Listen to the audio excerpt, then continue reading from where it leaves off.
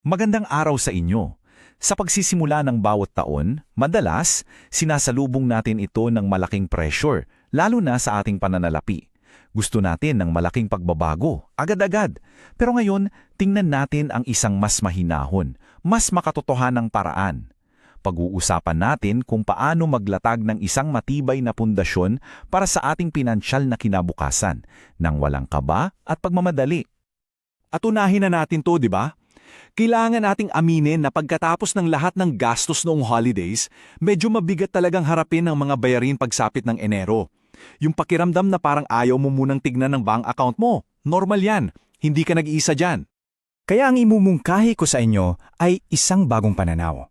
Sa halip na isipin na kailangan nating i-demolish at itayo ulit ang lahat, isipin natin ang ating finances na parang pag-aayos ng ating tahanan. Hindi sabay-sabay. Siguro ngayong taon, isang bagong upuan muna. Sa susunod, isang bagong pintura. Dahan-dahan.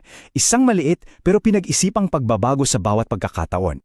So ito ang magiging mapa natin para sa talakayang ito. Uumpisahan natin sa tinatawag na financial fog ng Enero. Pagkatapos, dadaan tayo sa 5 matibay na haligi. Una, paano mamuhunan sa iyong future self? Pangalawa, paano harapin ang mga utang na may mataas na interes? Pangatlo, ang pagbuo ng emergency buffer. Pang-apat, ang tamang pagtingin sa mga biglaang pera o windfall. At panghuli, ang napakahalagang mindset ng kailangan versus gusto. Handa na ba kayo? Tara na! Ang unang hakbang talaga ay ang bigyan natin ng ating mga sarili ng permiso. Permiso na magsimula sa maliit. Hindi kailangang gawin lahat ngayon. Ang pinakamahalagang pagbabago ay hindi yung mga malalaki at biglaan, kundi yung maliliit na hakbang na ginagawa natin ng tuloy-tuloy.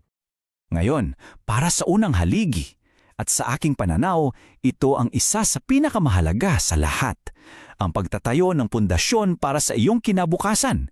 Pero gagawin natin ito sa paraang simple, abot kaya at hindi talaga nakakatakot. Pakiusap, kalimutan niyo muna yung pressure na kailangan i-max out agad ang contributions.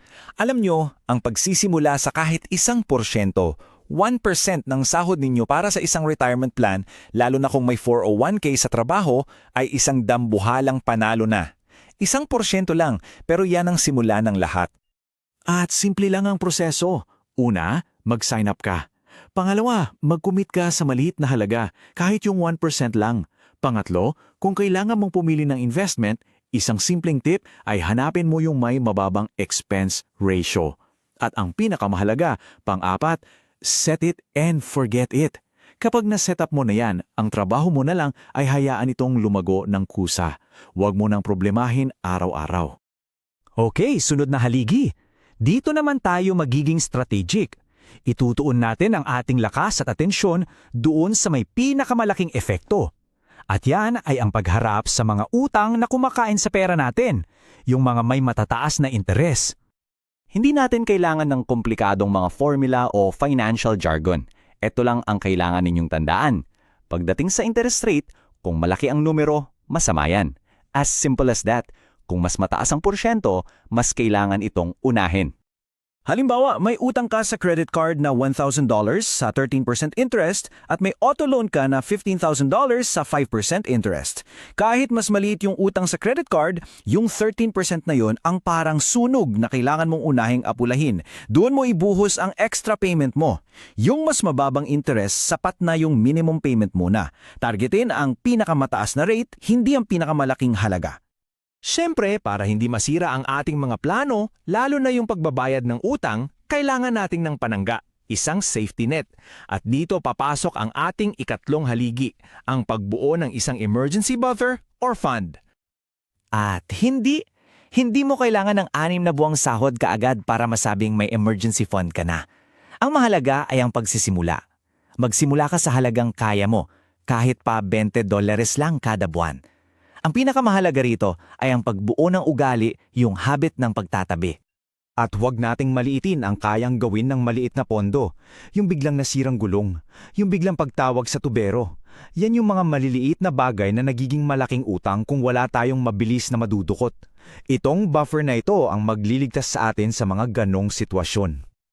Ngayon, pag-usapan natin yung mga biglaang dating ng pera. Isang tax refund, isang bonus mula sa trabaho, mga windfall. Madalas kapag dumating na yan, saka lang tayo mag-iisip kung saan gagastusin. Ang hamon ko sa inyo, baliktarin natin. Magkaroon na tayo ng plano bago pa man ito dumating. Isang simpleng diskarte ay ang 50-50 rule. Hatiin mo. Kalahati ay ilaan mo sa iyong mga financial goals. Pambayad ng utang, pandagdag sa ipon. Yung kalahati naman, gamitin mo para sa isang bagay na magpapasaya sa'yo. Hindi ito tungkol sa pagiging kuripot. Ito ay tungkol sa balanse. At ngayon, narito na tayo sa ating huling haligi. At para sa akin, ito marahil ang pinakapundasyon ng lahat. Ito ay hindi isang aksyon, kundi isang pagbabago sa ating pag-iisip. Isang mindset na magbibigay sa atin ng tunay na kontrol sa ating pera araw-araw. Kailangan nating tanggapin ang katotohanan ito. Kahit gaano kalaki ang kinikita natin, halos lahat ng tao sa mundo ay nararamdaman na hindi sapat ang kanilang pera para mabili ang lahat ng gusto nila. Normal yan. Ang tunay na financial wellness ay hindi tungkol sa pagkakaroon ng lahat, kundi sa pag-unawa at pagtanggap sa katotohanan ito. Kaya ang pinakamakapangyarihang gawin na maaari nating buuin ay ang paglikha ng espasyo. Isang pause. Bago ka bumili ng isang bagay, huminto ka sandali, huminga, at itanong mo sa sarili mo, kailangan ko ba talaga to? Yung simpleng paghinto na yan, yan ang magbabago ng lahat. Kaya pabalik sa ating analogy ng bahay, tandaan, hindi natin kailangang i-renovate ang buong bahay ng sabay-sabay. Ang tanong ko para sa iyo ngayon ay ito.